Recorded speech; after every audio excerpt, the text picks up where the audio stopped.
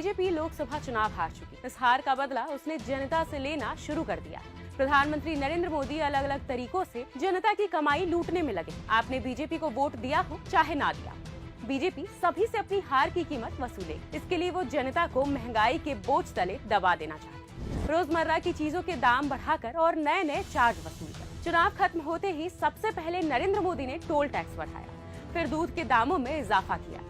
इसके बाद आटा, दाल, सब्जियां मिलाकर करीब 16 चीजें महंगी कर दी। जब इतने से भी मन नहीं भरा तो अब नए नए चार्ज वसूलने की तैयारी करें। अब अगर आप एक फोन में 2 सिम रखेंगे तो एक नया चार्ज देना। Telecom regulatory authority of India यानी TRAI ने ये सुझाव दिया है। अब जान लीजिए कौन कौन सी चीजें महंगी हो गई, जिनसे आपकी जेब का बोझ बढ़ जाएगा। चावल, गेहूं, आटा, चना दाल, अरहर दाल, उड़द दाल, मूंग दाल, मसूर दाल, चीनी, दूध, चाय, नमक, आलू, प्याज और टमाटर शामिल है।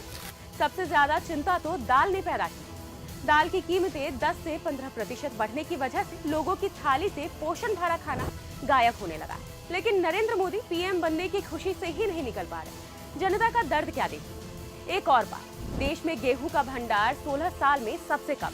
आलम यह है कि गेहूं विदेश से भी मंगवाना पड़ सकता है। इसके चलते आटा महंगा होने वाला है। एनडीए गठबंधन की सरकार बने अभी कुछ ही दिन हुए, मगर महंगाई फिर पैर पसारने लगी। अगर ये सरकार कुछ और दिन रह गई तो सोचिए जनता का क्या हाल होगा। हार के सदमे में जनता से बदला लेना दिखाता है कि बीजेपी का चाल, चरित्र और चेहरा तीनों जन विरोधी।